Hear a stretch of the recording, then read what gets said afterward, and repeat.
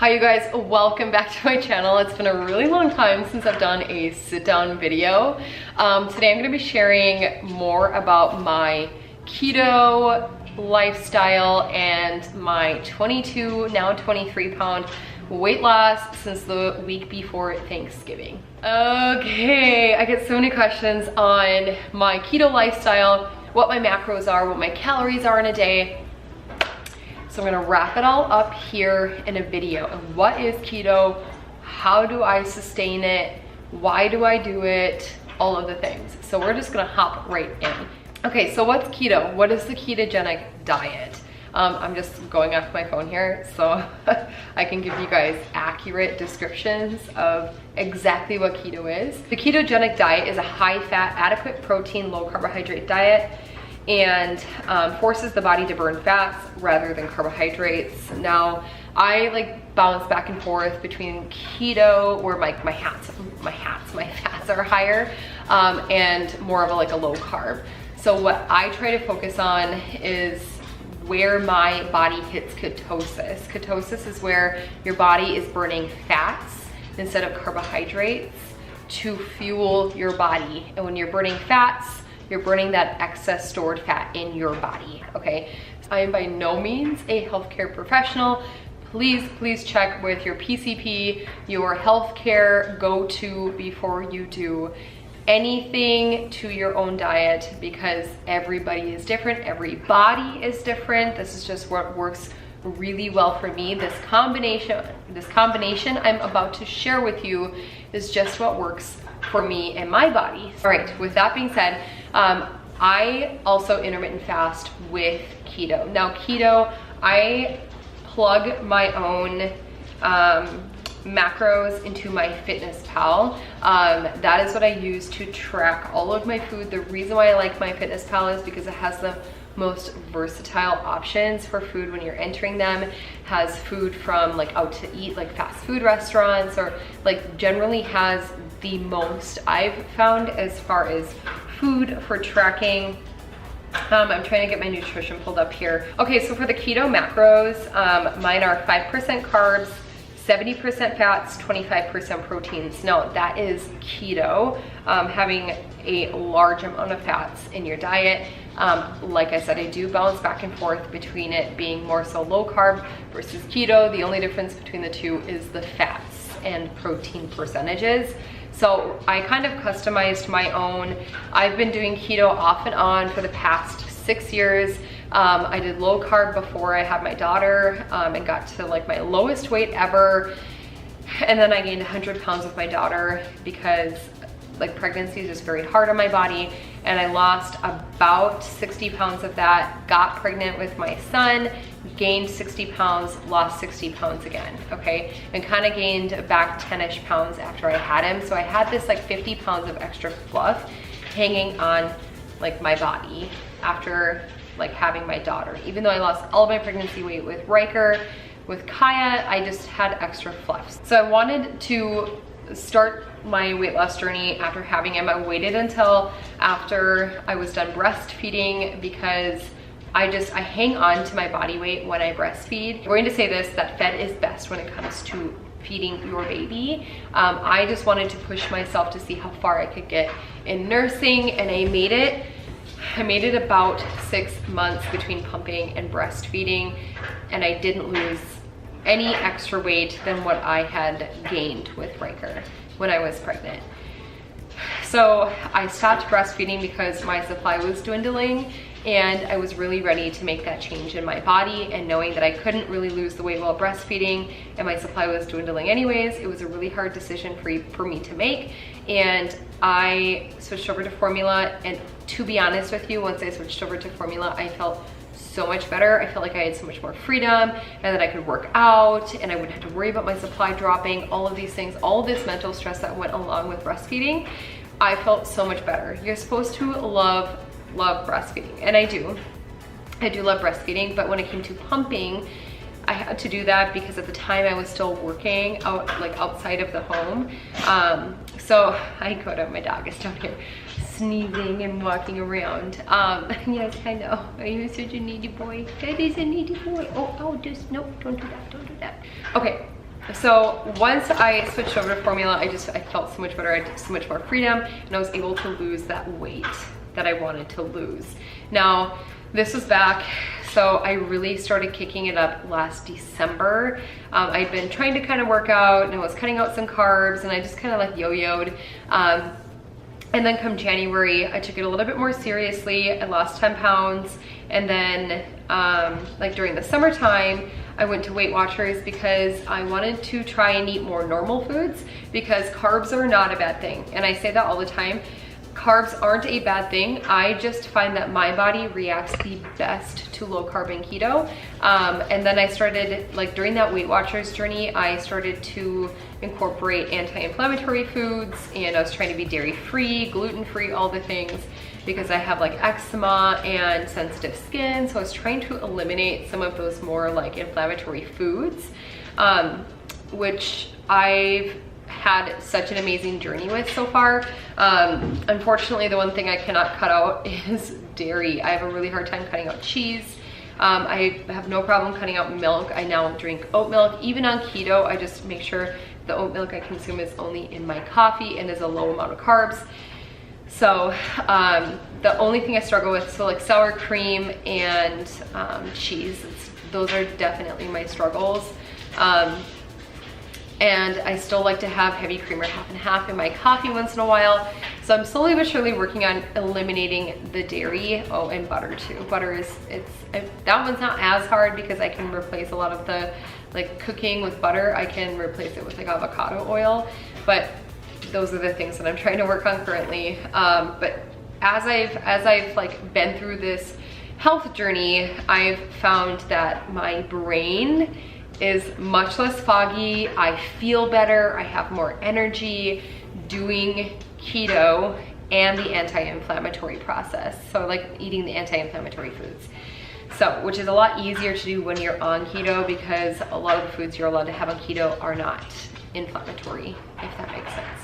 Bringing it back to the end of summer, I stopped Weight Watchers because I kind of yo-yoed back and forth, like 5 to 10 pounds. I'd like lose it and then I gain it and then I lose it and then I gain it. And like, I live in Minnesota and we go to the lake like every weekend. So of course I'm having like some White Claws and some beer and like hanging out like at the, like around the bonfire at night after the kids go to bed. It's like what we do. And I feel like that was a lot of the reason why I couldn't lose the weight. But now I probably have drinks like once a month. And when I do have drinks, I make sure that they are keto friendly. So like still having my claws, like my seltzers, my favorite seltzer, flavor wise is Press. I love Press seltzers. And I just found a new one as well that I really like. I can't remember the brand of it, but I just make sure that the carbs are super low. I will be sharing a couple of keto drinks and foods and things like that in some videos coming up. I'm making some keto margs, which I'm gonna share that recipe over on my TikTok tonight, and a keto like champagne drink, like kind of, not a mimosa, but just like a fancied up champagne drink, because I need my champagne to have a little splash of something in there. So I'm gonna show you a little trick that I got. Anyway, I only have drinks like once a month. And recently, I would say about a month ago, when I really kicked it up, so that week before Thanksgiving, I was like, you know what? I am going to really focus in on my weight loss. So I did 3 things. I stayed on my keto, okay? I cut my calories to 1,500 calories, because the biggest and most important thing to losing weight is being in a calorie deficit. No matter what kind of diet you are on, a calorie deficit is the most important. So again, keto, calorie deficit, so I'm at 1,500 calories, and then I combined it with intermittent fasting. So I fast on a 16-8 schedule, which means I do not eat for 16 hours of the day, and I have an 8-hour eating window approximately. So I try to push myself to noon, because I'll have dinner at like 5 and have a snack at like 7:30, 8 o'clock.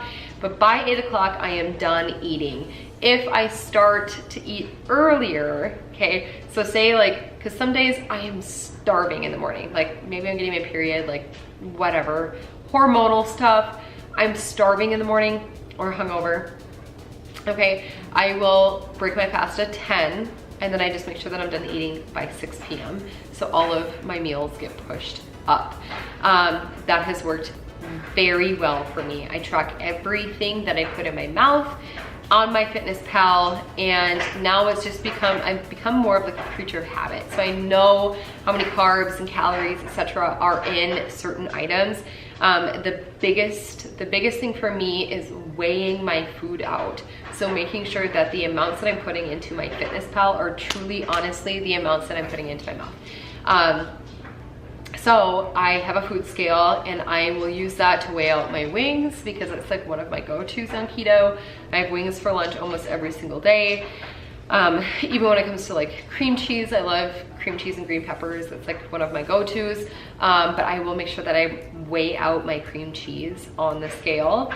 And then same with any kind of like meat. So say we're having roast beef for dinner, I will make sure I weigh it out, like everything. I just make sure I weigh it out so that I have an exact measurement going into MyFitnessPal. Helps me track those calories a lot better. And then I just recently got an Apple Watch so that I can cancel out like my steps. So if I'm burning calories or exercising, maybe I need a little bit more to eat for that day because I have worked out. So that is synced with MyFitnessPal. My Apple Watches and my like exercising and my steps are synced with that, so that it shows me how many calories I've burned from walking and from working out.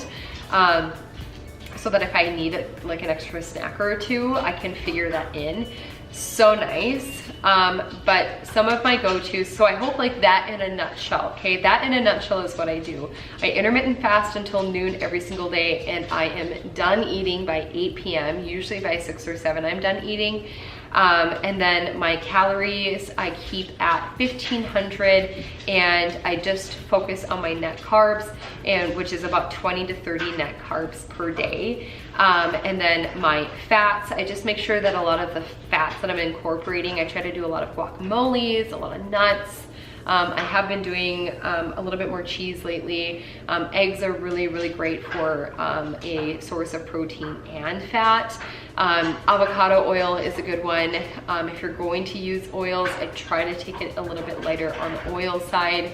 And then of course, if you are not dairy free, you can incorporate half and half or whipping cream into your diet to kick up your fats. There's also things called fat bombs. I try not to just like consume like butter in whole. The other really great way to get your fats in is to have chicken thighs with like the skin on, or have a fattier meat. I do try and do a combination of this. So if I have chicken thighs for dinner, maybe for lunch I'm having like ground turkey keto soup, one of my absolute favorites. Or if I have chicken wings for lunch, which are high in fats, I will make sure for dinner that I'm maybe doing a little bit leaner of a meat. I love burgers, like lettuce wrap burgers. Those are really, really good. Like I said, keto soup is like keto taco soup. That is my other go-to. I just repeat the same meals over and over again because I'm a creature of habit, and it's so easy. And I've been doing this now consistently for the past 5 weeks, and I'm down officially this morning. I'm down 23 pounds. And I even took off 4 days for Thanksgiving, and I took off 4 days for Christmas, where I ate whatever I wanted to over those 4 days. I let myself indulge in the treats and the snacks that I had been kind of holding out on. So yeah, it's really worked for me in my body. I hope that answers a lot of your guys' questions and what some of my go-to meals are. I have iced coffee every single morning, and I try not to add any half and half or creamer or oat milk, nothing. I try not to add anything to it because research has shown that like adding anything to your coffee can break your fast, okay? And I love black coffee now, iced black coffee. I'm not super keen on like hot black coffee, but I can drink iced black coffee with a little bit of cinnamon. I don't know if that breaks your fast or not for sure, but I do. That's what I do. It's usually like black coffee, black iced coffee, and I drink a ton of water during the day, a ton. And then I take my supplements with my lunch at noon, which usually, again, my lunch is chicken wings with ranch. That's what I have almost every single day. And then I have a snack in the afternoon, which is usually like a green pepper with some pepperoni and cream cheese, or like Lock and Cow cheese, or guacamole. I've got guac sitting over here. If I'm trying to be more dairy free that day, I'll just dip it in guac or eat it plain with a little bit of everything bagel seasoning. It's so good. And then for dinner, we just mix it up. We try to just do like meats and vegetables to keep it easier. But I am constantly coming up with new recipes, and so I will share those with you guys here over on Instagram Reels and over on TikTok. It's so easy for me to put like recipes together over on TikTok because they're quick 1-minute videos where it really just gives you a snapshot of like what that recipe entails. So easy to follow, and I know I get a lot of my ideas from TikTok as well. So if you want more keto eating ideas, head over to my TikTok. I'll have it linked down below. And if you have any questions for me, leave it in the comments down below. I know that this is a super different video for me, but just because I've been getting so many questions in regards to my keto and like exactly what it entails, I had to address those questions, and I'm bringing them here for you guys. I hope that this helped you. I hope this broke it down a little bit more for you. It's so easy, especially when you're using a food tracking app like MyFitnessPal. You can see where you're at as far as your macros and your calories every single day. And again, just stick to your low carb foods. And if you need to work more fats in, then you can work more fats in. So when you're first starting out, that is one of my biggest tips for you, is just focus on your net carbs, okay? Make sure that you're eating clean. Like, I still eat carbohydrates. The carbohydrates I eat, I love vegetables, and I think that vegetables are so good for you. And then there's like a lazier, or there's like, so I try to eat more of like a clean keto, and sometimes I'll do more of like a lazy, or like they call it dirty keto, so you can have like a low carb tortilla. It's not exactly gluten free, but it still keeps you in ketosis because it's low carb enough. All right, the last thing I want to leave you guys with in this video is how to calculate your net carbs. That was one detail I forgot to include earlier.